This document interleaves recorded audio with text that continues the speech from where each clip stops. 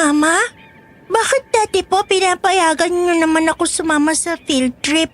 Bakit ngayon di pwede? Grade 1 na po ako, di na ako baby. Oo, Jen, hindi ka na nga baby. Pero hindi naman yun ang dahilan kung bakit hindi ka namin pinapayagan ngayon. Di ba, Papa? Yung mga dating field trip nyo kasi anak, dito lang sa loob ng lungsod. Hindi yun delikado para sa'yo. Pero itong pupuntahan nyo ngayon, nasa bundok. Tsaka malapit sa gubat. Peligroso yun. Sabi ni Teacher Daddy, safe daw yung pupuntahan namin kasi campsite ng mga Boy Scout at Girl Scout. Di ba, Apo, takot ka sa mga insekto?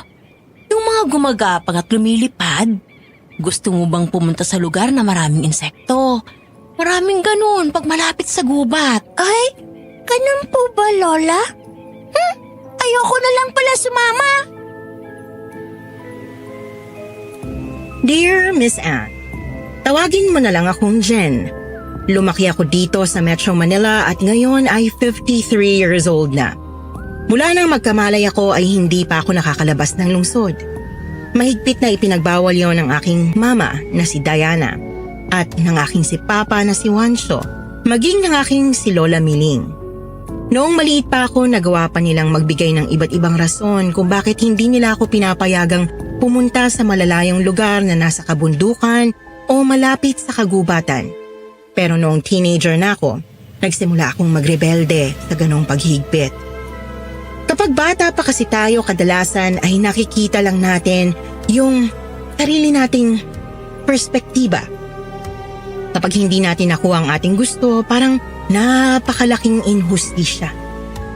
Mauunawaan lang natin ang tunay na dahilan kung bakit hindi palaging pwede ang gusto natin kapag nakita na natin ang kabuuan.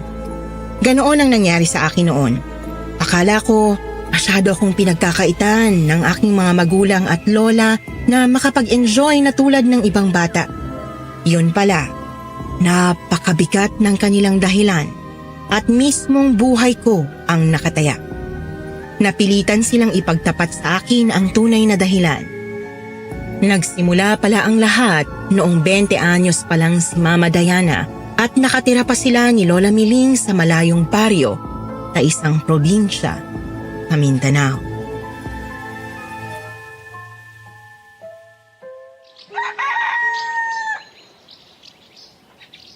Diana, samahan mo ang ate Susan mo sa sayawan sa plaza mamayang gabi, ha? Nanay, kailangan pa ba? Malapit na silang ikasal ni Kuya Victor, di ba? Bakit may chaperon pa? Aba dapat pa rin. Gusto mo bang machismis yung ate mo? Alam mo naman dito sa atin, makakati ang dila ng mga chismosa. Hanggat di pa nakakasal sina Susan at Victor, kailangan pa rin may chaperon, lalo na sa gabi. Kaya huwag ka nang umangal, ha? Mabuti nga't makakapunta ka rin sa sayawan. Hindi ko naman hilig yung ganyang sayawan, Nay. Kami-kami lang din naman ng mga kababata ako magkikita doon. Ewan ko ba kina SP kung bakit kinikilig sa mga dati naming kalaro. Naaalala ko pa nga nung uhugin ng mga yon. Naku, pag ganyan ka ng ganyan, Diana, malamang tatanda kang dalaga, anak. Pero mabuti nga yan para may makasama ako sa pagtanda. At saka bata ka pa naman eh. Tama lang na, huwag mo muna silang pansinin. Basta ha, bantayan mo ang ate mo. Ay, posible nga yan, Nay, na hindi na ako mag-asawa. Wala talaga ako natitipuhan dito sa atin eh. Hindi akalain ni Mama Diana, Miss Anne, na mababago ang kanyang mundo sa pagpunta sa sayawan ng gabing yun. Miss, pwede bang makipagkilala? Ako si Tonyo, Antonio Marasigan. Anong pangalan mo? Diana. Diana Perez. Pwede ba kitang makasayaw, Diana? Sige.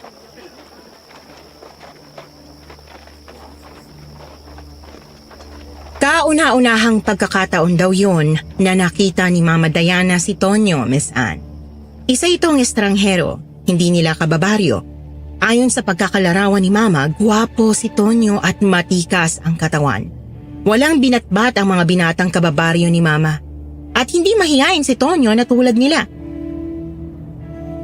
Magmula noong isinayaw nito si Mama Diana, hindi na nakalapit yung ibang mga binata ng buong gabi. Ikaw ang pinakamagandang babae dito sa buong baryo, Diana. Hindi naman. Totoo yun. Magmula nung dumating ako rito, wala pa akong nakikita na kasing ganda mo. Bago ka pa lang dito, ano? Mahigit 1 buwan pa lang. Kaya pala ngayon lang kita nakita. Nagbabakasyon ka ba sa mga kamag-anak mo? Hindi. Nagtatrabaho ako. Isa ako sa mga trabahador sa sakahan ni Kapitan. Kinakapitan? Pero tagasan ka? Taga Barrio Dumot. Doon ako lumaki. Malayo yun ah. Paano ka napunta rito? Uli lang lubos na kasi ako. Maliit pa ako nung magkasunod na namatay ang mga magulang ko. Sa lola ako lumaki. Pero kamamatay lang din ni Lola. Umalis muna ako sa amin kasi lahat ng bagay doon nakakapagpaalala sa akin kay Lola. Masakit. Hindi ko kaya. Nagpalipat-lipat ako ng baryo. Palayo ng palayo. Hanggang nakaabot ako dito. Naku, nakikiramay ako. Bata pa rin ako nung namatay ang tatay namin. Pero hindi ko na inabot ang mga lolo't lola ko. Salamat sa pakikiramay. Pero sa tingin ko, itinakda ng tadhana na dito ako mapadpad sa baryo ninyo. Para nang sa ganun makilala kita. May nobyo ka na ba? Naku, wala. Hindi pa ako papayagan ni nanay na makipagnobyo. Ibig mong sabihin, bawal kang ligawan? Hindi naman. Kaya lang, dadaan sa butas ng karayom ang sino mang manliligaw sa akin.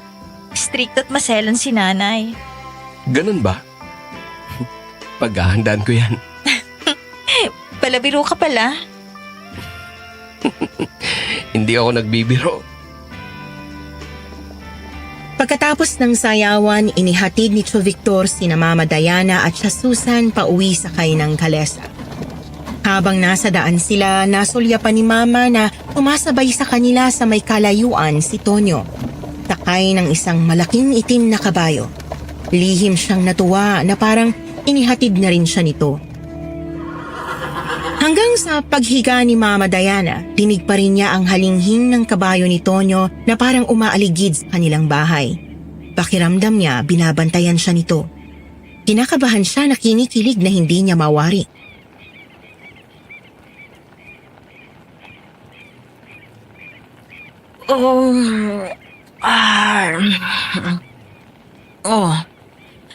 Ang aga ng gising mo ngayon, Diana. Para kang hindi napuyat sa sayawan kagabi ah.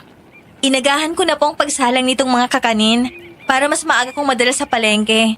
Yung mga dumayo sa sayawan kagabi at dito sa baryo nakitulog.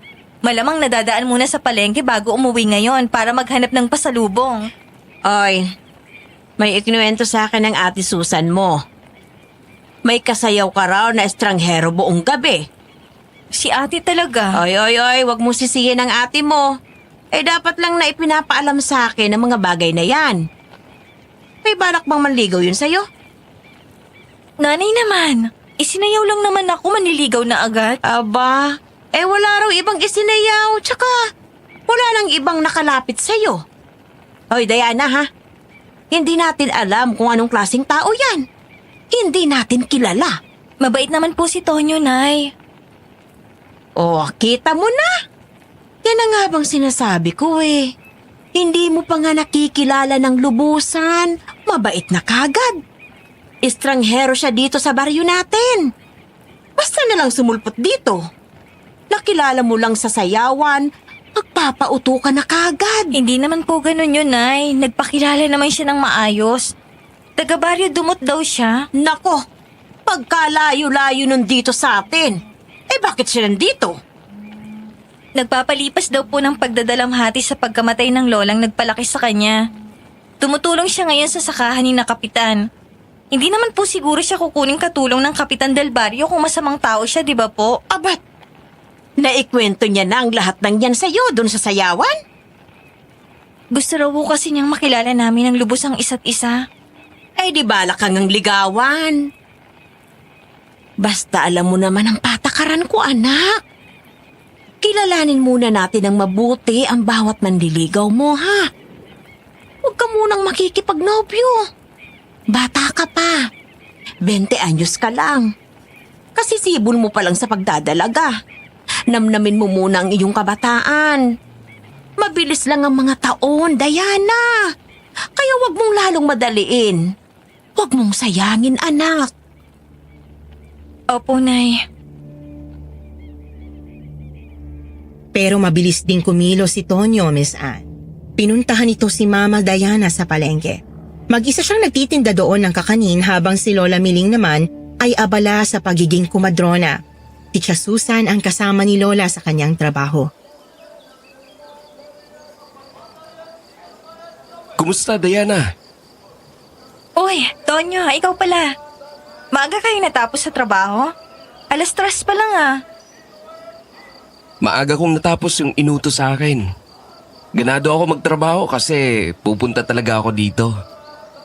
Nabanggit mo kagabi na nagtitinda ka sa palengke, di ba? Parang ang sarap nitong mga paninda mo ah. Siyempre naman. Ako yata nagluto ng mga yan. Sigurado na ngang masarap. Papakyawin ko na lahat. Nagbibiro ka na naman.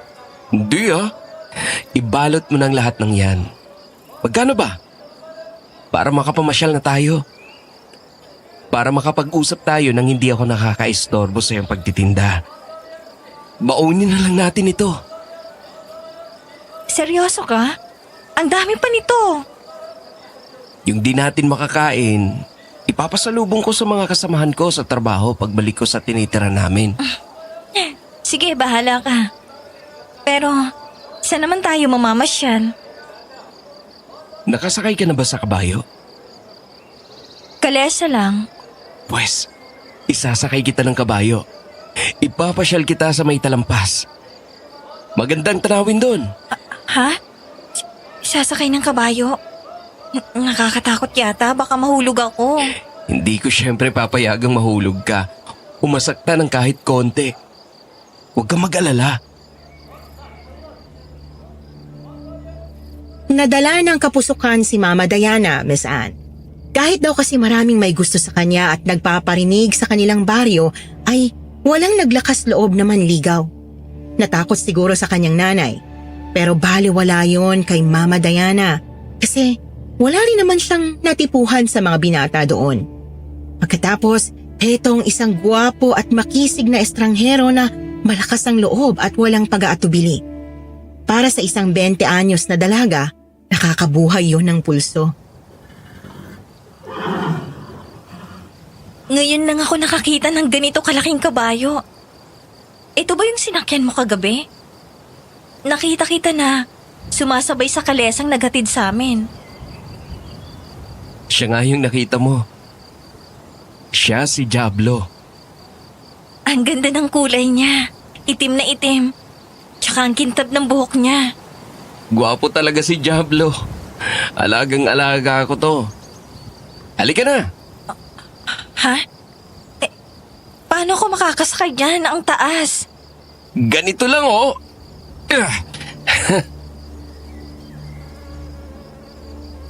Isang talon lang ang ginawa ni Tonyo para makasakay sa kabayo. Sanay na sanay nga ito. Inilahad nito ang isang kamay kay Mama Diana at lakas loob niyang ibinigay ang kanyang kamay. Isang malakas na hila lang din ang ginawa ni Tonyo bago natagpuan ni Mama ang kanyang sarili na nakasakay na rin sa kabayo sa harap ng binata. Para lang siyang namalikmata.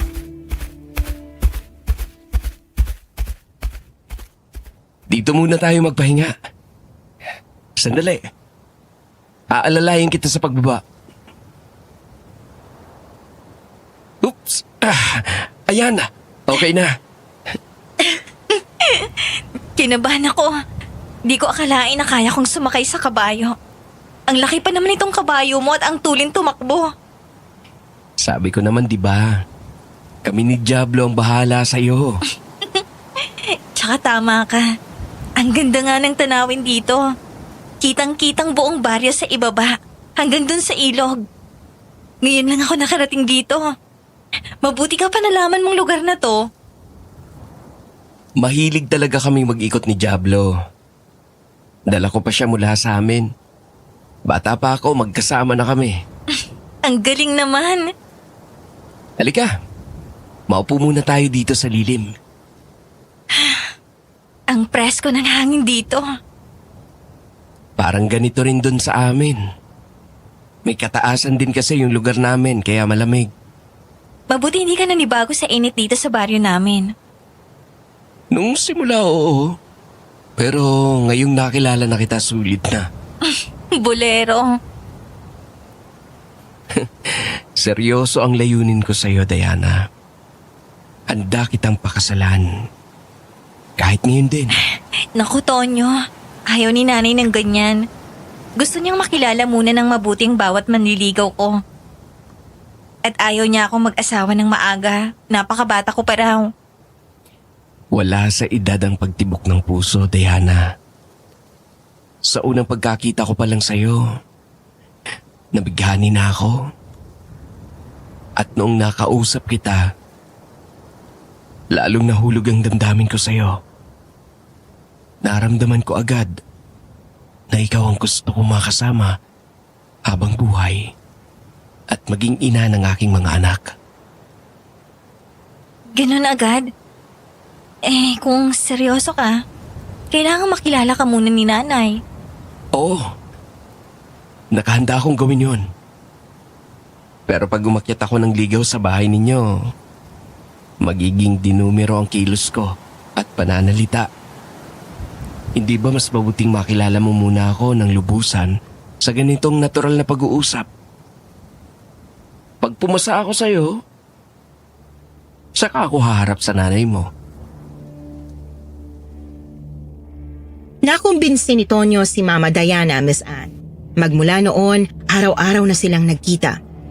Para hindi makahalata si Lola, inaagahan ni Mama ng 1 oras ang pagsasara ng pwesto sa palengke. Namamasyal sila sa gubat para hindi makita at maisumbong ng ibang taga-baryo. Sa loob lang ng ilang araw, nahulog na ng ganap ang loob ni Mama kay Tonyo. Handa na akong humarap sa nanay mo, Diana. Para pangatawanan ng pag-ibig ko sa'yo. Sasabihin kong gusto kitang pakasalan. Nagmamahalan tayo. Huwag mo munang banggitin ang pagpapakasal. Hindi siya papayag, Tonyo. Sigurado ako. Baka paghigpitan niya ako at hindi na tayo makakapamasyal ng ganito. Kung ganon, wala nang ibang paraan. Kailangan nating ipaglaban ang ating pag-ibig. Mahal ko, sumama ka sa akin. Magpapakasal tayo. Ha? Isasama ako sa'yo? May babalikan akong kabuhayan sa aming baryo, mahal ko. May namana akong lupa mula kay Lola. Yun ang sinasaka ko bago siya mamatay. Inihabilin ko lang muna yon sa isang kababata nung umalis ako. Alam niyong babalikan ko rin pag lumipas na ang aking pagdadalamati. Bibigyan kita ng maayos na buhay doon, Diana. Ikaw at ang magiging mga anak natin. Pero ayokong lumayo sa pamilya ko. Hindi ko kaya. Kung yun ang gusto mo, babalik tayo rito. Ibebenta ko yung lupang minana ko at dito tayo bibili ng lupang sasakahin ko.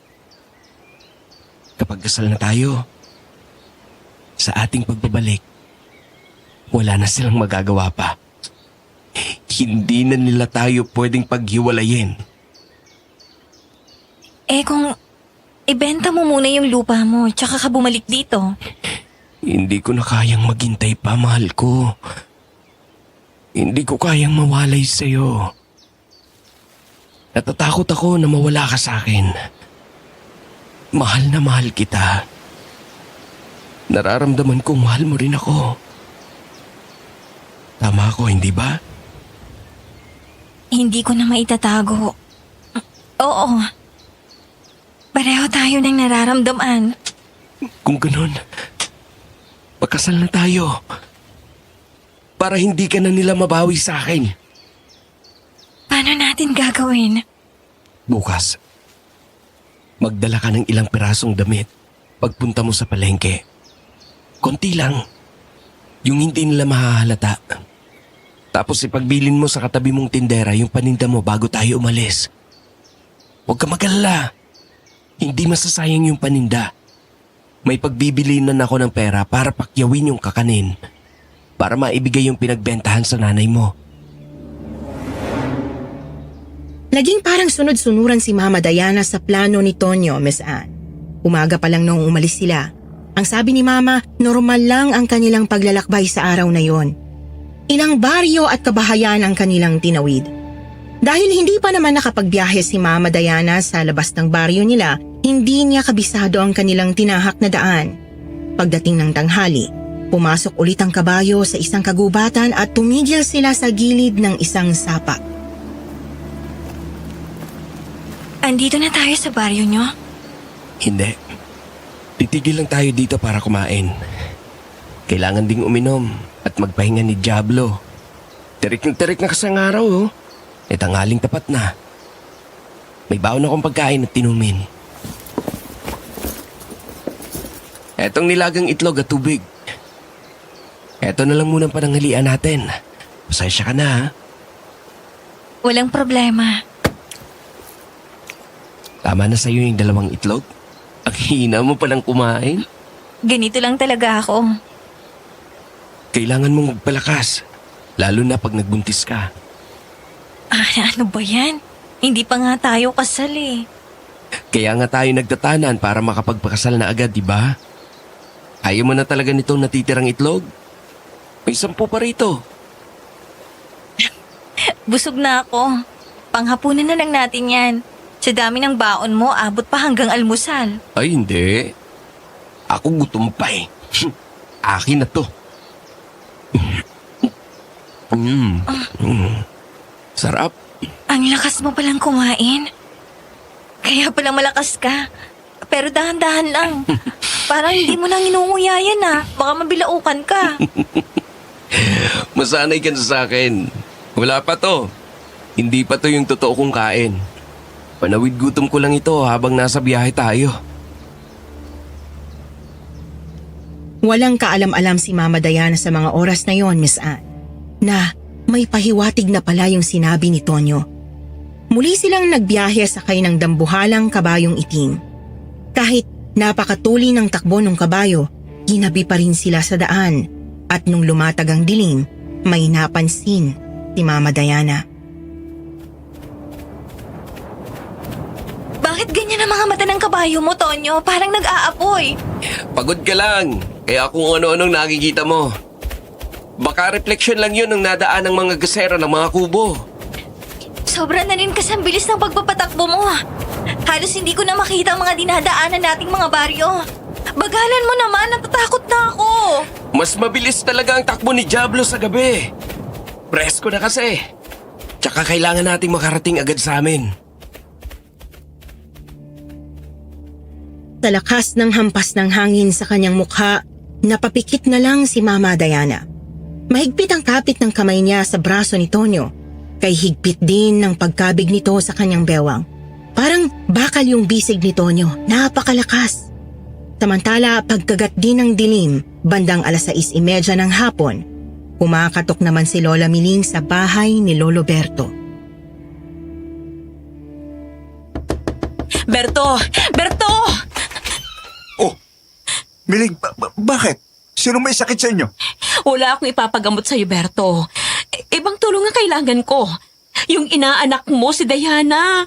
Hindi umuwi mula sa pagtitinda sa palengke. Nawawala. Ha? Paano naman mawawala si Diana?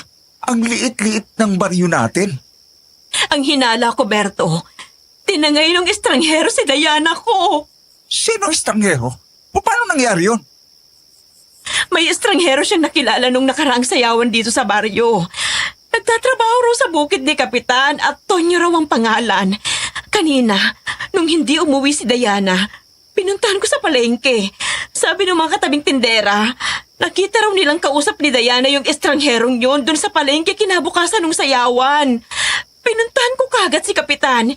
Sabi niya naman, wala siyang tauhan na Tonyong pangalan. Lahat daw ng tauhan niya taga rito sa atin. Abay, manluloko yun ah. Pinagbilin daw ni Diana sa katabing tindera yung kanyang mga paninda kaninang umaga pa. Ibig sabihin, kung tiningi siya nung si Tonyo, malayo na sila. Tulungan mo ako, Berto. Habulin natin sila. Abay, oo naman. Pero saan natin nahabulin? Ang sabi niya kay Diana, taga Baryo Dumot siya. Hindi ko alam kung totoo yun o isa rin kasinungalingan. Kung totoo yun, mas lalong nasa panganib si Diana. Hindi maganda ang alam ko tungkol sa Baryo Dumot. Nasa pananyo ng kabundukan. Malapit sa sinasabing pugad ng mga aswang. Oh, Diyos ko! Ang anak ko! Habulin na natin kaagad, Berto! Ihanda ko lang ang mga gamit kong magiging pananggalang natin. Sige. Sa kung anumang mandatnan natin doon. Gamitin na natin yung kalesa ko. Umuwi ka muna at magbihis ng pwede mong isabak sa gubat at iakyat sa mundo. Dahil baka kailangan nating pumanhik. Bumalik ka kaagad dito, ha? Para makalis na tayo. Kababata ni Lola Miling si Lolo Berto na isang albularyo, Miss Anne. Kaya naging ninong siya ni Mama Diana at lagi siyang handang tumulong sa aming pamilya. Liblib yung baryong tinitirhan nila at para makapunta sa iba pang baryo noong mga panahong yon, ang sinasakyan lang ay kariton na hila ng kalabaw o kalesa. Mabuti na lang at may kalesa ka, Berto. Pero wala na bang ibibilis pa ito? Ilang oras na yung lamang nila sa atin. 7:30 na ng gabi. Hindi natin pwedeng pwersahin ang kabayo. Baka lalo tayong maantala niyan. Abutan pa kaya natin sila? Nag-aalala na. Hayaan mo. Itutuloy natin ang biyahe ng magdamag. May baon naman tayong dilagang kamuti dito. Saba at tubig. Bukas idlip lang ako ng sandali habang nagpapahinga ang kabayo. Pagkatapos, tuloy ulit tayo. Gaano ba kalayo ang Baryo Dumot na yon? Anong oras tayo makakarating doon? Baka mga 5:00 ng hapon bukas. Ano? Ganun katagal? Magdasal na lang tayo habang bumibiyahe, Miling. Kung sina Lola Miling at Lolo Berto ay kinailangan pang abutin ng magdamag at maghapon sa biyahe, kakaiba ang naging karanasan ni Mama Diana. Magmula noong kumagat ang dilim ay parang nilipad na sila ni Diablo. Parang sasandali lang at nag-anunsyo na si Tonyo. Nasa Baryo Dumot na tayo, mahal. Ay, salamat.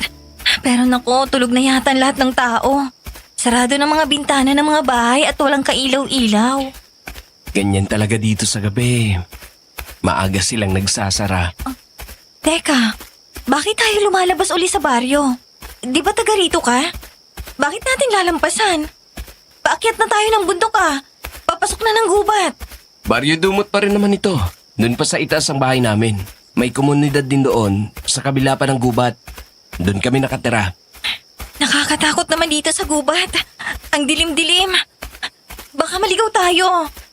At saka, baka may mababangis na hayop dito. Sana ipagpabukas na lang natin ang pag-akyat. Huwag kang mag-alala, mahal. Teritoryo ko to. Kabisado ko. Dito ako ipinanganak at lumaki. Magmula pa sa mga ninuno ko dyan na sa itaas nakatira. Imposibleng maligaw tayo. Ito rin si Diablo. Kabisado ang daan pa uwi. Hindi ko na makita ang langit sa kapal ng mga puno. Mas lalo tuloy dumilim. Oh, ano yun? Parang tunog ng mabangis na hayop. Baboy damo lang yun. Ha? Baka salakayin tayo. Natatakot ako, Tonyo. Siya dapat ang matakot sa akin. Paborito ko ang baboy damo.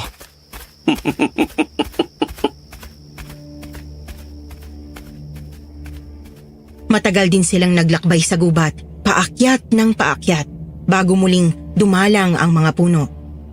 Lumabas sila sa isang mahawa na lugar na may kulumpon ng mga kubo. Nasisinagan ito ng kabilugan ng buwan.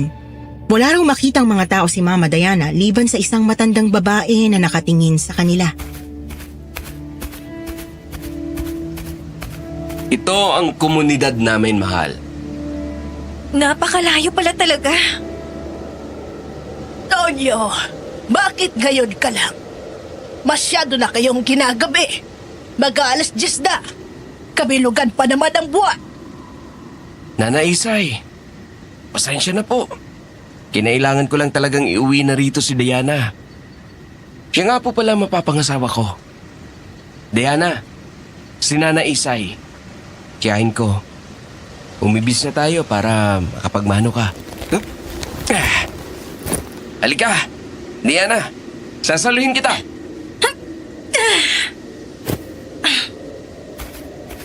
Mano po, Nana Isay?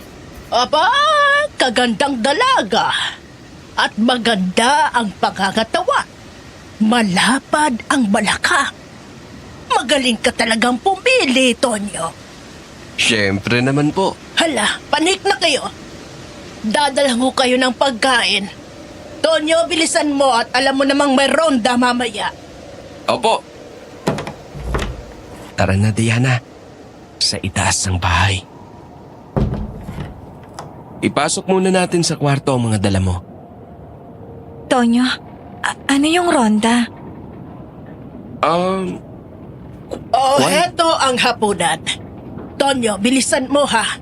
Pero ikaw, Diana, hindi mo kailangang magmadali. Kumain ka lang. Maiwan ko muna kayo, ha? Maraming salamat po. Kain ng kain ha, mahal. Mag-relax ka lang. Pero pagkakain ko, may iiwan muna kita. Basta magpahinga ka na. Pero tandaan mo, huwag kang lalabas ng bahay. Kahit na anong mangyari. Huwag kang magbubukas ng bintana o pinto. Kahit ano pang marinig mo mula sa labas. Sundin mo ang mga bilin ko. Ano? Aalis ka? Iiwanan mo ako rito? Bakit? Natatakot ako, Tonyo. Huwag ka matakot. Walang sasaling sa'yo rito. Protektado ka. Magroronda kami kasi kabilugan ng buwan ngayong gabi. Proteksyon yon para sa buong komunidad. Bakit magro-ronda kapag kabilugan ng buwan? Protection laban sa ano? Sa mga nais manakit sa mga taga-komunidad. Kung minsan kasi, may mga nangangahas umakyat dito. Lalo na kung kabilugan ng buwan. Huwag mo akong iwan dito, Tonyo. Huwag kang matakot. Kaya nga may ronda eh. Naghahalili kami sa pagbabantay. Ligtas ka rito. Basta wag na wag kang lalabas ng bahay o magbubukas ng pinto o bintana. Magtatagal ka ba? Depende. Basta wag mo na akong hintayin. Pagkakain mo, matulog ka na. Kailangan mong magpahinga. Dahil natagtag ka sa biyahe, siguradong pagod na pagod ka. Sa kabila ng mga pagtatangka ni Tonyo na ipanatag ang loob ni Mama Diana, hindi mawala ang kanyang takot. Lalo pang nadagdagan ang mga katanungan at agam-agam niya dahil sa binitiwan nitong mga salita. Nagtataka siya kung ano ang posibleng sumalakay sa komunidad sa tuwing kabilugan ng buwan. Ano ang kinalaman ng kabilugan ng buwan sa pagsalakay na yon? Hindi tuloy siya nakatulog kahit totoong pagod na pagod sa biyahe. Mas nanaigang kanyang takot. Napagpasyahan niyang makiramdam at makinig sa mga nangyayari sa labas. Naupo siya sa sahig ng pasandal sa dingding sa ilalim ng bintana. Akala ko ba nagro-ronda sila? Bakit ang tahimik ng paligid? Walang naglalakad o nag-uusap. Parang walang katao-tao sa labas. Tawagin ko kaya si Tonyo. Baka nasa malapit lang siya. Teka, wag na lang pala. Baka sinasadya nila yung katahimikan para maging patibong sa kung sino mang sasalakay. Baka mapahamak pa sila kung mag-iingay ako. Nanatiling tahimik si Mama Diana sa kanyang pwesto. Hawak yung relo na ipinamana ng kanyang lola bago ito namatay. Iyon ang pinakamahalagang bagay na meron siya kaya dinala niya. Hindi siya pumapalyang susian yon araw-araw. Nagbilang siya ng oras habang hinihintay ang pagbalik ni Tonyo. Pero hindi raw niya namalayan na nakatulog siya.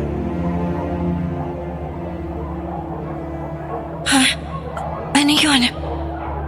Sabay-sabay na umaalulong ang mga aso. Anak ko, 12:00 na pala.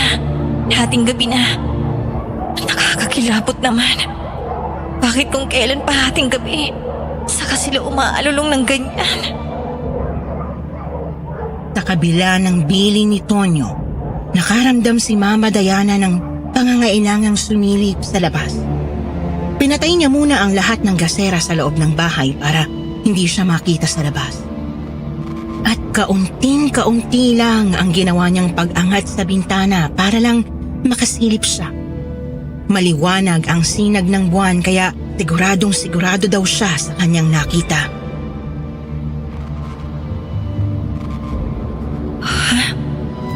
Si Nana Isay? Bakit mag-isa lang siya? Di ba delikado yon? Dapat nasa loob siya ng bahay. Ha? Ano yan? Ano nangyayari sa kanya? Ha? Diyos ko! Nagbabago siya. Nag-iibang anyo. Halimaw! Aswang! Aswang si Nana Isay! Mabuti na lang daw at hindi napasigaw sa takot si Mama Diana. Sa halip, nangipuspos siya at nawala ng boses bago nawalan ng malay. Nung nagising siya ay madaling araw na at nasa tabi na niya si Tonyo.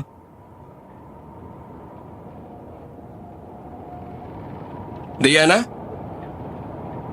Gising. Napano ka? Bakit ka nakandusay dito sa sahig? Tonyo! Diyos ko! Tonyo, kailangan na nating umalis agad. Kailangan nating tumakas. Nakita ko kagabi yung tiyahin mo. Isa siyang aswang. Kitang-kita ko. Kaya ba kayo nagronda dahil may aswang? Siya yung aswang, Tonyo. Nakita mo? Nasilip ko sa bintana. Kitang-kita ko na nagbago siya ng anyo. Tumangkad siya. Humaba ang kanyang mga braso at binti. Humaba rin ang kanyang mga kuko. Yung mukha niya naging mabangis. Nanlaki at namula ang kanyang mga mata. Bumuka ang kanyang bibig at naglabasan ang kanyang mga pangil. Nawarak ang kanyang duster. At lumabas mula sa kanyang likod ang malalaking pakpak na parang paniki. Yung katawan niya, hindi na mukhang katawan ng tao. Mukha ng halimaw. Kaya tumakas na tayo, Tonyo. Tara na habang araw pa. Hindi natin kailangang tumakas, Diana. Hindi ka niya sasaktan dahil ikaw ang magiging asawa ko. Alam mong aswang siya? Hindi lang siya. Marami sila dito sa komunidad. Sa tuwing kabilugan ng buwan, kung kailan pinakamaliwanag ang gabi, nagro-ronda kami para proteksyonan sila. Yun din kasi ang gabi kung kailan may mga taong nagtatangkang sumalakay dito para patayin kaming lahat. Ganon ang nangyari noon sa mga magulang ko. Pinatay sila ng mga taong sumalakay dito, mahal. Aswang din ba sila kaya sila pinatay? Pati ikaw? Aswang ka rin ba, Tonyo? Nasa lahi namin. Oo. Pero kaming mga lalaki ay hindi nagaan yung aswang. At hindi kailangang manginain ng tao. Hayop ang kinakain namin. Tulad ng baboy damo. Ang nanay mo, katulad din ba siya ni Nana Isay? Sa partido ng tatay ko, ang lahi ng aswang. Kapatid ni Nana Isay ang tatay ko. Yung nanay ko, katulad mo rin. Normal na tao. Minahal niya at tinanggap ang pagkatao ng tatay ko. At dito sila nanirahan. Ako ang nag-iisa nilang anak. Bunga ng kanilang pagmamahalan. Diyos ko. Diana. Mahal na mahal kita.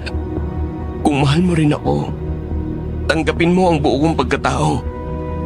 Pwede tayo maging masaya rito. Sabi mo, iuuwi mo ako sa amin. Gusto ko nang umuwi, Tonyo.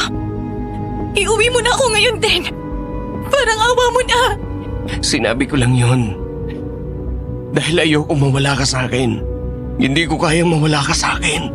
Pero ngayon andito na tayo. Hindi na tayo pwedeng umalis, Diana. Bakit hindi? Nangako ka. Kung ayaw mong umalis, ako na lang ang aalis. Hindi pwede. Protektado ka lang ngayon. Dahil mapapangasawa kita. Kung tatanggi kang maging asawa ko, pwede ka nilang biktimahin. Biktimahin? Anong ibig mong sabihin? Papatayin nila ako?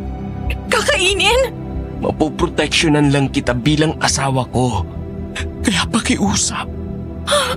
Diana, huwag kang sumira sa ating usapan. Ayoko pang mamatay, Tonyo! Ay, Diyos ko, ayoko pang mamatay! Bakit mo ginawa sa akin to? Walang nangyayaring masama sa iyo, mahal. Basta magpakasal tayo. Inihahanda ng ritual ng ating pagpapakasal. Maninirahan tayo dito ng tahimik, kasama ng ating magiging mga anak.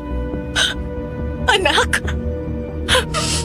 Hindi ako papayag na magkaanak na may lahing aswang! Kasama yun sa pagiging asawa ko. Diana, kapag hindi tayo nagkaanak, ipapawalang bisa nila ang ating kasal. At muli, maaari ka nilang biktimahin. Gagawin mo lang pala akong paanakan? Yun lang ang paraan para magpatuloy ang aming lahi, Diana. Hindi nagkakaanak ang mga babae sa aming lahi. Tanging ang mga lalaki ang maaaring magkaanak sa mga tulad mo na normal na tao. Ang mga anak nating babae ay posibleng salinan ng ganap na pagiging aswang. Ang mga anak nating lalaki ay tagasali ng binhi para sa susunod na henerasyon. Maghahanap din sila ng iibigin mula sa mga normal na mga kababaihan. Bakit ako pang pinili mo, Tonyo? Bakit ako pa? Dahil umibig ako sa iyo, Diana. Totoong pag-ibig ko. Huwag mong sabihin na nagbago ng damdamin mo sa akin. Ayaw kong mawala ka sa akin. Walang nagawa si Mama Diana, Miss Anne. Hindi pa siya handang mamatay kaya pumayag siyang ituloy ang pagpapakasal kay Tonyo sa ritual ng mga aswang. Dinalhan ko kayo ng almusal. Salamat po, Nana Isay. Oh, bakit parang nadadamlay ka't nabubutla, Diana? Nakita po niyang pagbabago ninyo kagabi. Hindi pa siya nakakakita ng ganon kailanman. Pasensya na po. Naninibago lang siya. Ganon ba? Kumusta naman ang desisyon niya? May pagbabago ba? Naku, wala pong pagbabago. Naipaliwanag ko na sa kanya ang lahat tungkol sa ating lahi. Tuloy na tuloy po ang kasal. Mabuti naman kung ganon. O siya, maiwan ko na kayo. Kain na. Opo, salamat po. Mahal, huwag kang magpapakita ng pagdadalawang isip o pag-aatubili. Ayoko magduda sila sa'yo. Ayoko mapahamak ka. Kung totoo yan, sana hindi mo na ako dinala dito. Huwag kang maingay. Baka may makarinig sa'yo. Makasariling pag-ibig mo, Tonyo. Pero huwag kang mag-alala. Papayag akong pakasal sa'yo. Para lang hindi ako kainin ng mga aswang. Takot akong mamatay lalo na sa ganong paraan. Pagkatapos nilang mag-agahan, muling bumalik si Nana Isay. Tonyo, ipasyal mo si Diana sa buong komunidad para makabisan niya ang paligid. Gayong taga rito na siya. Kailangan na niyang matuto ng tungkol sa pang-araw-araw na buhay natin. Opo, Nana Isay. Dana mahal. Yan ang kusina. Iisa ang kusina para sa buong komunidad. Nagtutulungan sa paghahanda ng pagkain. Nagtutulungan din kasi sa pangunguha ng makakain. Tulad ng pangangaso sa gubat at paghuli ng baboy ramo. Huwag mo nang idetalye kung ano pang mga pagkain ang kinukuha. Kanya-kanyang kuha na lang ng pagkain ng bawat mag-anak. Dinalan tayo ni Nana Isay dahil kadarating mo lang. Pero sa susunod, tayo na ang kukuha ng pagkain natin. Aasahan ba nila akong tumulong sa paghahanda sa lahat ng klase ng pagkain? Kayong mga asawang tagalabas, magkakasamang naghahanda ng pagkain ninyo at ng mga asawa ninyo. Iwala yon para sa mga tulad ni Nana Isay. Silang bahala ron. Ganun ba? Ayun naman ang paliguan ng mga babae. May tubig na dumadaloy sa tubong kawayan. Galing yun sa bukal na nasa bundok. Nakahiwalay ang paliguan para sa mga lalaki. Ang mga kubeta rin, magkakahiwalay ang para sa babae at sa mga lalaki. Wala kang alalahanin dito. Walang mambabastos sa'yo. Strikto ang batas namin na bawal mang-agaw ng asawa. Mabuti naman kung gano'n. Pero mas matindi para ng pinoproblema ko. Alas 5 na nga po nakatakda ang ritual ng kasal natin. Pagkapananghalian natin, isasama ka ng mga kababaihan para sa espesyal na ritual ng pagpaligo. Pagkatapos, bibihisan ka nila ng pagkasal. Hindi ka kasama? Ganun din kasi ang gagawin sa akin ng mga kalalakihan. Huwag ka mag-alala. Walang mangyayaring masama sa'yo. Basta sa tuwing tatanungin ka ng kahit na sino, sabihin mong nagmamahalan tayo at buong puso ka nagpapakasal sa akin. Bago mag-alas 5 ng hapon, nabihisan ng araw si Mama Diana. Pero sa halip na puti, ay pulang-pula ang damit pang kasal, pati na ang belo. Iniwan siya ng mga kababaihan sa loob ng kubo ni Tonyo dahil magbibihis na rin daw ang mga ito. Si Nana Isay ang sumundo sa kanya roon. Ang ganda naman ng ikakasal. Nagustuhan mo ba itong trahe mo? Opo, salamat po. Tayo na sa inyong kasal. Mag-aalas 5 ng hapon ay dumating naman sina Lola Miling at Lolo Berto sa baryo Dumo at Miss Ann. Agad na nagtanong si Lola sa isang bukas na tindahan. Inilarawan niya si Mama Diana, pati na rin si Tonyo. Berto, sabi ng tinderang halos kaedad natin, dito ro siya ipinanganak at lumaki pero wala siyang kilala na taga rito na matangkad, kulot ang buhok at gwapo na tulad ng pagkakalarawan ni Diana kay Tonyo. Pero sabi niya, malamang daw taga Itaas. Mga ganong tipo raw ang mga taga roon. Napakrus pa siya pagkasabi niya noon. Taga-itaas. Ibig sabihin doon, sa itaas ng bundok nakatira. Yan ang nga ba ang inaalala ko? Hindi tayo nakasisiguro kung doon nga dinala si Diana, pero malakas ang gutom kumili. Kaya sa palagay ko, kailangan nating pangasan na doon siya hanapin. Yun niya lang, napakadelikado. Baka dapat maiwan ka na dito sa ibaba. At ako na lang aakyat. Magubat doon at hindi natin alam kung may makakasagupa tayong aswang. Sabi ko nga sa'yo, kilalang pugad ng mga aswang ang kabundukang yan. Hindi ako pwedeng maiwan dito. Sasama ako. Kung delikado, mas lalong kailangan kitang samahan sa pagsaklolo kay Diana. Anak ko siya, Berto. Kahit buhay ko, ibibigay ko para lang maisalba siya. Kung buha ang loob mo, ihabilin natin itong kalesa at kabayo dyan sa tindahan. Bayaran na lang natin ang pagpapakain nito at pagpapainom ng kabayo. Hindi natin madadala ito sa gubat at lalo na sa bundok. Oh, eto, tig-isa tayo ng flashlight. May baong pa akong mga ekstrang baterya dito. Ayon sa kwento ni Lola Miling, kahit hapon pa lang, napakadilim na sa loob ng gubat na pinasok nila. Kahit yung mga ilaw ng flashlight ay parang namanglaw. Doon daw niya naramdaman ng ganap yung sinabi ni Lolo Berto na napakadelikado ng kalagayan ni Mama Diana. Dahil sa tindi ng kanyang kaba, naging kasinlamig ng yelo ang kanyang mga paa at kamay. Ramdam na ramdam niya na nasa matinding panganib ang kanyang bunsong anak. Bigla na lang bumulwak ang pinipigilan niyang mga luha. Bakit, Miling? Bakit bigla kang umiiyak? May naapakan ka ba? Pasensya ka na, Berto. Kagabi pa ako nagpipigil kasi alam kong kailangan kong palakasin ang loob ko. Pero natatakot ako sa kung ano nang nangyayari ngayon kay Diana. Kahapon pa siya ng umaga nawala. Pangalawang araw na ngayon na nasa kamay siya ng demonyong yun.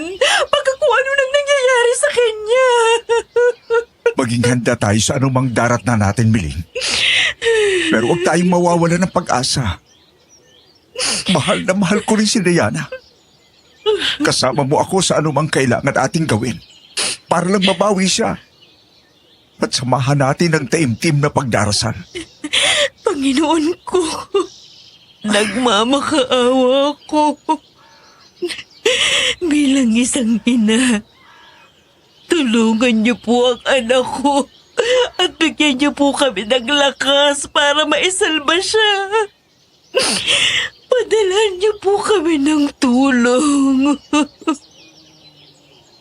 Miling! Kanonoy? Kanonoy, ikaw nga ba? Ako nga, Miling. Anong ginagawa niyo dito sa bundok? Lumipat ba kayo rito sa may baryo dumot mula ron sa atin? Kilala mo siya, Miling? Oo naman. Magmula pa nung maliliit tayo, siya si Kanonoy.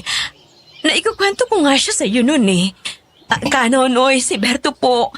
Kababata ko at kumpare. Kumusta po? Mabuti at nagkita tayo.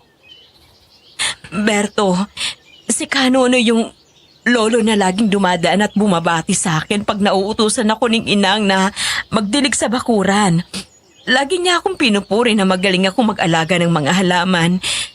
Siya nga ang nagturo sa akin kung aling mga tanim yung kailangang madalas diligan at kung alin naman yung hindi dapat masyadong tinutubigan. Kaya lalong gumanda yung mga halaman namin. Naaalala kong lahat yon hanggang ngayon at ginagawa ko pa rin. Pero Kanonoy, tumanda na ako't lahat. Parang hindi naman kayo tumanda. Naaalala niyo pa ba yung mga kwentuhan natin nun? Hindi kita nakakalimutan, Miling. Busilak ang iyong kalooban, anak. Mabait ka sa lahat, pati na sa kalikasan. May balik yan sa'yo. Naku, maraming salamat ho. Bakit nga pala kayo nandito sa gubat? Malapit ang bumaba ang araw eh. Meron akong napakahalagang pakay. Pareho pala tayo. Kami rin ho. May tumangay kasi sa anak kong dalaga. May posibilidad daw na dyan sa itaas ng bundok nakatira yung tumangay. Alam niyo ba ang daan papunta sa mga komunidad dyan? Ay, alam ko. Sumunod kayo sa akin. Dinala ni Nana Isay si Mama Diana sa pinakagitna ng komunidad. May malawak na espasyo roon sa harap ng kulumpon ng mga bahay. Dinekorasyonan yung espasyo ng mga palaspas ng niyog at makukulay na mga ligaw na bulaklak. Andon ang lahat ng mga taga-komunidad, suot ang pinakamagaganda nilang damit. Parang pista raw sa bayan, sabi ni Mama Diana. Darito ang dalagang si Diana. Sino ang umaangkin sa kanya bilang asawa? Ako po. Ako si Tonyo. Ang umaangkin kay Diana para maging asawa ko at ina ng aking mga anak. Paligiran natin ng mga ikakasal. Tonyo at Diana, hawakan niyo ang mga kamay ng isa't isa. Hindi raw kilala ni Mama Diana ang lengguaheng ginamit ni Nana Isay sa binigas nitong parang mga dasal at sa makapanindig balahibo nitong pag-awit. Pero natakot siya nang may nag-abot ng punyal sa matandang babae. Tonyo, bakit may kutsilyo? Huwag kang mag-alala. Wala lang yan. Tonyo, akin na ang iyong kaliwang kamay. Narito po. Tonyo, susugatan ko ang iyong hinlalaki para ilantad ang dugo ng iyong lahi. Pumapayag po ako. Diana, akin na ang iyong kaliwang kamay. Narito po.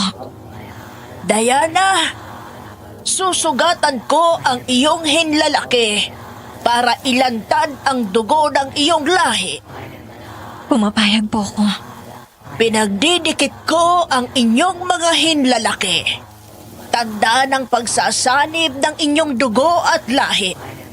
Mula sa araw na ito, mag-asawa na kayo! Simulan na ang kainan! Tonyo, Diana, maupo na kayo. May mahahabang mesa at bangko na nakahanda na sa isang gilid ng espasyo. Nang makaupo ang karamihan, may mga naglabas na ng mga bandehado ng pagkain. Hilaw na karne. Karne ng hayop lang yan. Naghahanap lang ng kakaining tao ang aswang tuwing gabi ng kabilugan ng buwan. Kagabi yun, kaya nagawa na nila. Sa ibang araw, tulad ngayon, sapat na ang preskong karne ng hayop. Hindi ko kaya. Huwag kang mag-alala, mahal. Para sa amin lang yan. Iba ang pagkain ninyong mga asawa. Iniingatan kayo rito. Napaka-espesyal ninyo. Kaya naman laging may masarap at masustansyang pagkain na tiyak na ikasisiyan ninyo. Tulad ng litsong baboy damo, manok na sarsyado sa kamatis, at iba pa. Masarap magluto ang mga nanay dito. Kahit napakarami ng inihandang masasarap na pagkaing pampista, pinilit lang ni Mama na magkunwaring kumakain. Halos masuka siya habang pinanonood si Tonyo at ang iba pang mga taga roon na sarap ng inangasabang hilaw at duguan pang karne. Diring-diri at takot na takot siya, Miss Anne. Hindi niya maisip kung paano niya masisikmura na maging asawa si Tonyo. Sa kabilang banda habang pinapanood niyang kumakain ang lahi nito ay parang nakikita rin niya kung paano siya nangasabi ng buhay kapag hindi siya sumunod sa kanilang kagustuhan. Sising-sisi siya sa ginawa niyang pagsuway sa kanyang nanay. Nagdasal siya ng taimtim na sana'y sagipin siya sa anumang paraan sa malagim niyang kapalaran. Samantala, sina Lola Miling at Lolo Berto ay sumusunod kay Kanonoy sa pagtawid sa gubat. Aba, nasa hangganan na agad tayo ng gubat. Ang bilis lang pala. Mga kabahayan pa ba yung natatanaw ko? Parang may kapistahan. May ikinasal. Tingnan nyo ng maigi yung babaeng nakatrahe ni pod na pula. Nakikilala niyo ba siya? Si Diana. Siya nga! Diana! Huwag mo siyang puntahan, Miling. Dito ka lang. Kailangan ko pong bawiin ang anak ko. Pero bakit hindi ako makahakbang? Hindi naligtas kapag lumabas tayo sa hilera ng mga puno. Paano si Diana? Ako nagbahala. Magtiwala ka lang. Sundin natin siya, Miling. Para sa kaligtasan ni Diana. Akala raw ni Mama Diana guni-guni lang niya ang boses ni Lola Miling na tumatawag sa kanya. Pero may namataan siyang 3 tao na nakatayo sa hangganan ng gubat at kilalang kilala niya kahit sa malayo tina Lola Miling at Lolo Berto. Hindi siya kumipo pero hinawakan niya ang laylayan ng kanyang damit pangkasal at itinaas ito hanggang hita. Mabilis siyang tumayo at humakbang paalis sa kinauupo ang bangko. Mula roon ay walang pasintabing tumakbo na siya ng matulin patungo sa kinaroroonan ng kanyang ina. Diana, bakit? Saan ka pupunta? May mga dayo! Pumupunta siya sa mga dayo! Tumatakas siya! Diana! Bumalik ka rito! Habulin niyo! Yun na raw ang pinakamatuli na pagtakbong ginawa ni Mama Diana, Miss Anne. Pero nagulat pa rin siya sa bilis ng pagdating niya sa mga bisig ni Lola Miling. Pakiramdam daw niya ay may makapangyarihang puwersa na humigop sa kanya papunta sa hangganan ng gubat. Naramdaman niya na lang na magkayakap na silang dalawa. Nay! Nay, tumakas na tayo, Nay! Mapanganib sila! Mga aswang sila! Oo nga, hinahabol nila si Diana. Kailangan na nating tumakbo. Oh, Diyos ko! Iligtas niyo po kami! Nay, patawad po! Nadamay ko pa kayo sa ginawa ko! Patawad po! Ang mahalaga, magkasama na tayo, anak. Kahit ano pang mangyari, magkasama na tayo. Andito si nanay. Huwag kayong matakot. Basta't huwag kayong lalabas ng kagubatan patungo sa kanila. Hindi po tayo tatakbo. Lalaban tayo.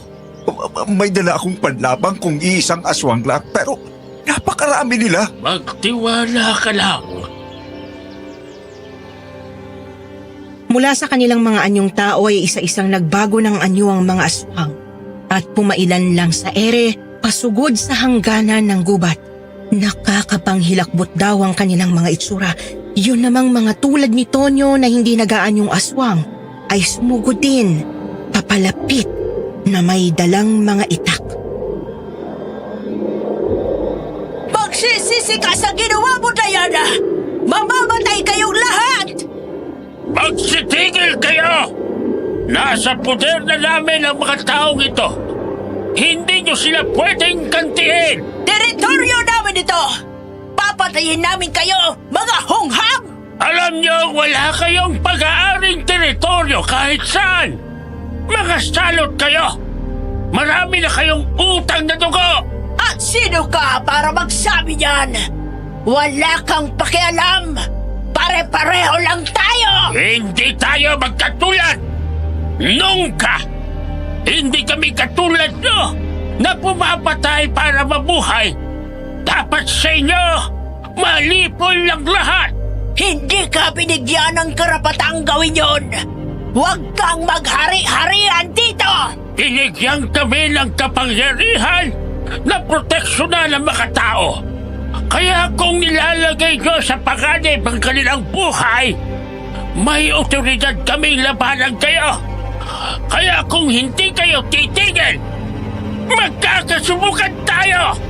Tingnan natin kung kaya mong iligtas ang mga taong yan! Magkayakap ng mahigpit sina Mama Diana at Lola Miling. Gustuhin man nilang tumakbo papalayo, alam nilang aabutan at aabutan din naman sila, lalo na dahil nanlalambot na sila sa takot. Parang naghihintay na lang daw sila ng kanilang kamatayan sa kamay o pangil ng mga aswang.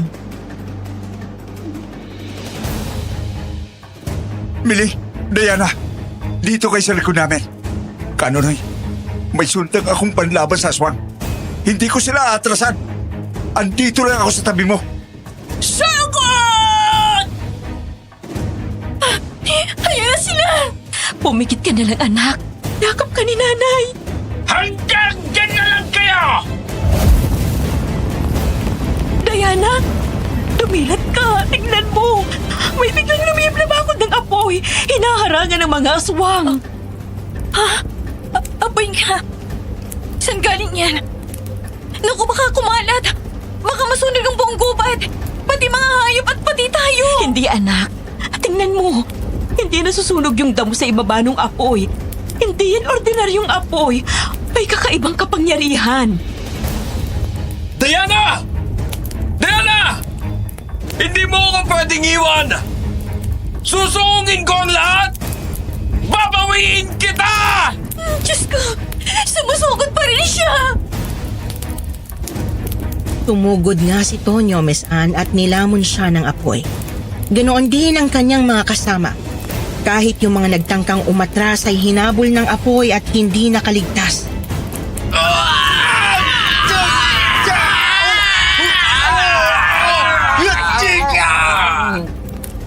Siya pala yung kumuha sa'yo. Wala na siya, Diana. Hindi kanya na makukuha. Natupok na siya ng apoy. Sumusugod pa rin yung mga aswang na nasa ere. Baka makalusot sila sa ibabaw ng apoy. Hindi sila makakatawid. Gumagalaw yung mga sanga ng malalaking puno. Para silang may isip.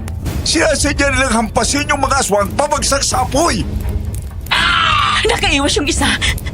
Yung pinuno pa naman. Si Nanay Isa yun. Tiyahin ni Tonyo.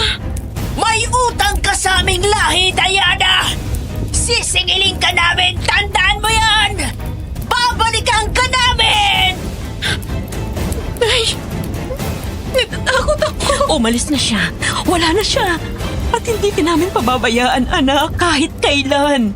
Gagawin ko ang lahat ng nalalaman ko para mabigyan ka ng proteksyon, Diana. Sa ngayon, lumayo na tayo mula sa lugar na ito.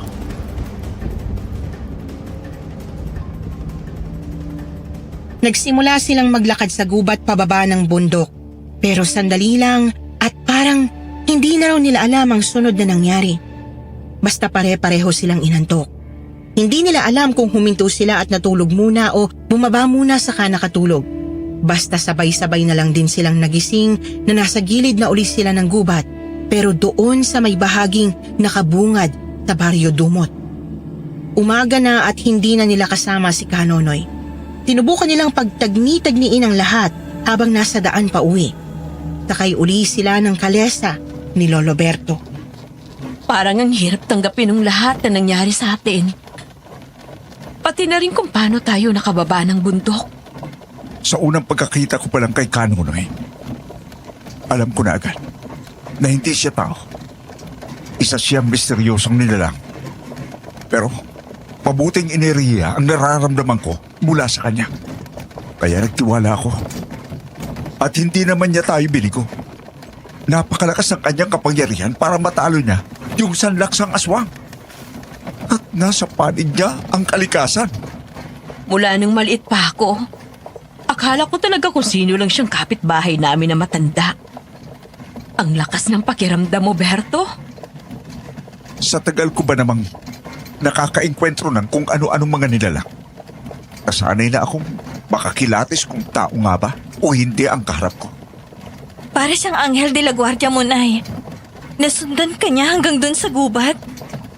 Parang alam niya na kailangan mo ng tulong niya sa oras na yun. Sabi nga kasi ni Kanonoy Diana, usilak ang kalooban ng nanay mo. Kayo rin po, Ninong. Maraming salamat po. At sinamahan niyo si Nanay. Itinaya niyo ang buhay niyo. Kahit alam niyong sobrang delikado. Tandaan mo, Diana, para na tayong pamilya. Parang mga kapatid ko na itong sinanay mo at ang yumaong mong tatay mula pa noong mga bata pa kami. Kaya hindi ko kaya na pabayaan kayo. Hiyang-hiya ako sa inyong dalawa. Nagsisisi ako na hindi ako nakinig sa iyo, Nay. Sising-sisi ako na nakipagmabutihan ako kay Tonyo. Patawarin niyo po ako na ipinahamak ko kayong dalawa dahil sa katigasan ng ulo ko. Pati kayong dalawa nasuong sa panganib. Ang mahalaga, anak, ligtas na tayong lahat. Oo nga pala, Diana. Kunin mo itong bote ng lana. Marami pa ako niyan sa bahay. Bibigyan pa kita ng karagdagan niyan. Araw-araw ka magpapahid niyan sa katawan mo. Proteksyon niyan mula roon sa huling sinabi ng aswang. Nasa panganib pa rin ba si Diana, Berto? Oo. Kaya kailangan ninyong lumipat sa malayong probinsya. Sa kabayanan kayo tumira. Huwag sa malapit sa bukid, bundok o gubat.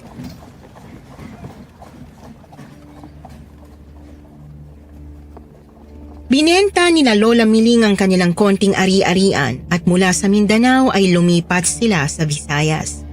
Sa bago nilang probinsya nakilala ni Mama Diana ang aking si Papa Juancho. Pagkaraan ng 2 taon, ikinasal sila. 23 si Mama nung ipinagbuntis niya ako. Sa kanila nakatira si Lola Miling. 3 buwan daw ng pagbubuntis ni Mama noong may kakaiba uli silang naranasan. Nakahiga na silang lahat noon. Malalim na ang gabi. Wancho, gising. Narinig mo ba yon? Parang may bumagsak sa bubong natin. Ha? Ano? Ayun na naman. May kumakalabog sa bubong natin. Pusa lang yun. Madalas maglaro sa bubong ang mga pusang gala. Huwag kang matakot. Masama sa baby yung nagiging nervyosa ka. Tulog ka na lang. Babantayan kita. Okay, sige. Pipilitin ko. Basta pakiramdaman mo kung ano yun, ha? Oo. Ako mag-aabang.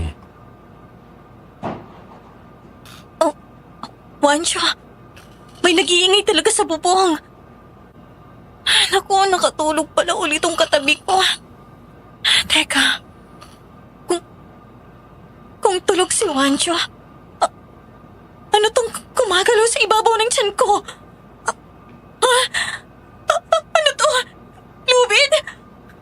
Bakit gumagalaw? Diana! Bakit? Anong nangyari? Juancho, tulungan mo ako. Kunin mo tong hawak ko. Galing sa bubong. Gustong pasukin ang tiyan ko.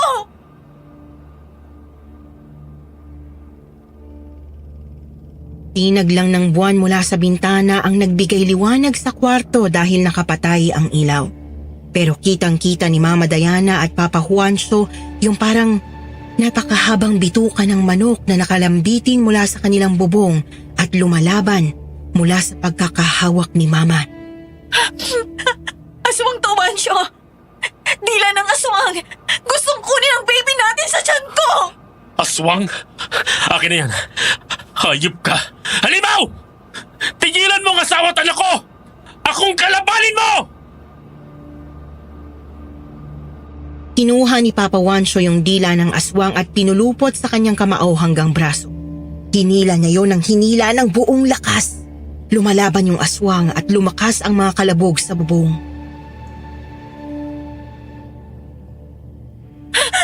Juancho! Naaangat ka niya! Mag-ingat ka! Bitiwan mo kung kinakailangan! Anong nangyayari dito? Ano yan, Juancho? Bakit ka nakalambitin? Aswang, Nay! May aswang! Hawak ni Juancho ang dila! Ay, Diyos ko po, Panginoon ko! Tulungan mo kami! Huwag mo kami pababayaan! Halimaw! Hindi ka mananaig! Lumayas ka! Huwag ka nang babalik dito! Dumating si Lola Miling at binuksan ang ilaw. Ibinuhos ni Papa Juancho ang kanyang lakas sa paghatak sa dila ng aswang at bigla itong naputol. Halos kalahating diparin yung naiwan sa kamay niya. Narinig nila ang pagkukumahog ng aswang at paglipad nito palayo. Etong tubig na may bendisyon. Buhusan niyo yan. Pati ng mga parte ng balat ninyo na nadikitan. Ang apde! Tingnan niyo, Nay. Parang nalapnos yung parte ng palad ko na nadikitan yung dila. Juancho! Naku, Juancho! Ikaw ang napuruhan! Siguradong magpepeklat yan. Minarkan kayo ng aswang. Pero mabuti na lang, hindi nakuha ang apo ko at hindi kayong dalawa nasakta ng higit pa sa ganyan. Anong gagawin natin dyan sa dila? Tingnan nyo, unti-unting nalulusaw sa benditadong tubig. Mawawala na ng tuluyan yan. Basta ilagay natin sa garapo na puno ng benditadong tubig tapos ihagis natin sa dagat mamayang umaga. May kinalaman pa kaya ito kay Nanay Isay? Kahit nasa ibang probinsya na tayo. Posible yun. Naging kampante ako kanina. Hindi na dapat maulit pa yon. Kailangan natin mas mag-ingat. Umalis na tayo bukas. Kahit damit lang ang dala natin. Ayoko nang ipagpaliban pa. Sa Maynila na tayo titira. Sa pinakagitna ng lungsod. Anong trabaho mo? Makakapaghanap din ako ng trabaho doon. May naipon naman tayo. May tatawid natin yon. Ang mahalaga, mailayo kayo ni baby sa panganib. Yun ang dahilan kung kaya sa Maynila na ako ipinanganak at lumaki, Miss Anne. Medyo kampante na sana sina Mama hanggang may kakaiba pa uling nangyari noong 2 taong gulang ako. Kasama nila akong nagsimba sa Quiapo. Kawawa naman yung matandang bulag oh. Mabuti nang magkabilang mga mata. Bigyan natin ng konting tulong. Oo nga. Sige, ikaw na magbigay. Lolo, para ho sa inyo. Maraming salamat, Eden. Mag-iingat kayo ng inyong mag-ama. Markado kayo ng aswang. Markado ho kami? Kayong mag-asawa. Nakipagbuno sa aswang para iligtas ang iyong anak. Hindi ba? Kaya may mga peklat ang iyong mister sa kamay at braso. Ikaw naman, may mga peklat din sa palad. Hindi ho pala ganap ang inyong pagkabulag. Nakita ninyong mga peklat namin. Wala nang silbi ang aking mga mata. Sa ibang paraan ako nakakakita. Dahil doon, nakikita ko rin ang hindi kayang makita gamit ang mga mata. Gaya ng marka ng aswang sa inyong anak. Wala hong peklat ang anak namin. Baka nagkakamali kayo. Nasa tiyan ko pa siya noong nakipagbuno kami sa aswang. Bago mo nahablot yung dila ng aswang, nadampian na ang sanggol sa iyong sinapupunan. Tamang-tama lang na nahuli mo siya, kaya naisalba mo ang iyong anak. Pero may marka na siya na hindi nakikita. Diyos ko, paano niyo nalaman kung ano mismong nangyari? Nasa panganib pa rin ba kami? Lalo ng anak namin?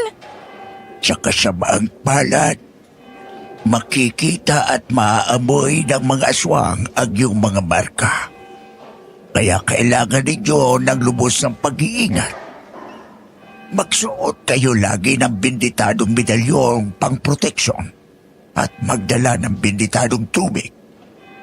Pero kahit pa meron kayo nung mga yon, huwag pa rin kayong pupunta sa mga lugar na masukal at hindi matao. Lalong huwag sa mga may bundok at gubat. Manganganib ang buhay ninyo at baka madamay pati na rin ang mga kasama ninyo. Dito lang kayo palagi sa gitna ng lungsod.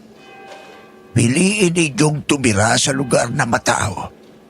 Laging maliwanag at laging maingay. Dahil sa sinabi ng matandang psychic na bulag sa Quiapo, lalong tumibay ang paniniwala ng aking mga magulang at ni Lola Miling, Miss Anne. Tama ang naging desisyon ni Wancho na lumipat dito sa Maynila. Marami na tayong mga babala. Seryosohin natin ito para hindi mapahamak si Jen. Huwag po kayong mag-alala, Nay. Sisiguruhin natin na dito lang si Jen sa gitna ng lungsod palagi. At kapag nagka-boyfriend siya at nag-asawa, sisiguruhin natin na bukas ang isipan ng lalaki para maunawaan ang mga hindi niya pwedeng puntahang mga lugar. Kailangan mapangalagaan din si Jen ng mabuti ng mapapangasawa niya. Ganon nga ang naging boyfriend ko at naging asawa na si Mike, Miss Anne. Kaya hindi ko inakala na sa kabila ng lahat ng mga pag-iingat na yon ay makakaranas din ako ng kakaiba. Nangyari lang ito noong 2022 kung kailan edad 50 na ako. Pumanaw na si Lola Miling noong 2005 at si Papa Juancho noong 2014. Si Mama Diana naman nagkasakit ng cancer at naratay na noong 2022. Wala nang lunas at painkillers na lang ang binibigay para siya maging komportable. Pinili ni Mama na sa bahay na lang ilaan ang kanyang mga huling araw. Ako mismo ang nag-alaga sa kanya sa bahay namin ni Mike. Ginugol namin ni Mama ang mga araw sa pagbabalik tanaw sa masasayang mga alaala.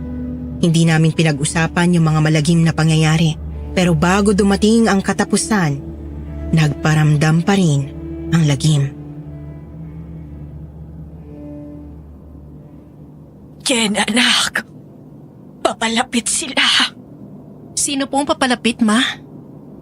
Ang mga sugo ng mga aswang. May dumarating na mga sugo ng mga aswang, Jen. Isara mo ang mga bintana at pinto. Nakasara at nakalak na po lahat. Naka-aircon po tayo kaya talagang lagi nakasara ang mga bintana. Nasa bubong na sila, anak. Suot mo ba ang medalya mo? Suot ko po. Nakasuot din ang sa inyo. At magwiwisik po uli ako ng holy water. Inutusan sila para kunin ako, Jen. Huwag mo silang payagang makuha ako. Hindi nila kayo makukuha, Ma. Na-bless na po kayo. Protektado na kayo. At lalabanan ko sila. Nasa bintana na sila, Jen. Hawiin mo ang kortina. Gusto kong makita na selyado tayo. Oh my God! Pagkarami-rami paniki, Ma. Nakakulumpon sila sa labas ng bintana. Pero paano nila nagagawa yan? Wala naman sila makakapitan sa salamin. Sa bisa ng mahika ng aswang, Jen. Asensya ka na, anak. Nadamay ka pa sa naging katigasan ng ulo ko nung dalaga pa lang ako. Doon nag-ugat ang lahat ng ito. Huwag kang mag-alala, Ma. Mas makapangyarihan ang pinanghahawakan natin. Tingnan ko lang kung may laban sila sa Biblia at salita ng Diyos. Heto! Harapin niyo ang Biblia! Sa ngalan ng Diyos, pinalalayas ko kayo! Sa ngalan ng Diyos, bumalik kayo sa inyong pinagmulan! Biglang nagsialisa ng sabay-sabay yung sanlaks ng mga paniki, Miss Anne. Kauna-unahan at kahuli-huli ang pagkakataon yon na nakakita ako ng paniki doon sa lugar namin. Pagkaraan ng 3 araw, pumanaw na si Mama.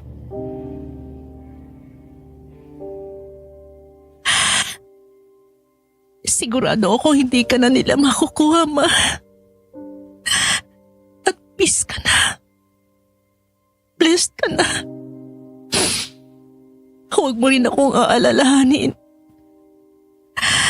Hanggang sa dulo, mag-iingat ako. Wala kaming anak ni Mike, Miss Anne, at naiisip ko rin na mas mabuti na siguro yon. At least, wala na akong aalalahanin na baka naipasa ko sa kanya o sa kanila ang marka ng aswang. Hindi na baling habang buhay ko pa rin kailangang mag-ingat. Hanggang sa akin na lamang ang sumpang yon. Titigil na sa akin. Hanggang dito na lamang, Miss Anne, at maraming salamat sa inyong pagbibigay daan sa aming karanasan sa pamilya. Mabuhay ang kwentong takip siling.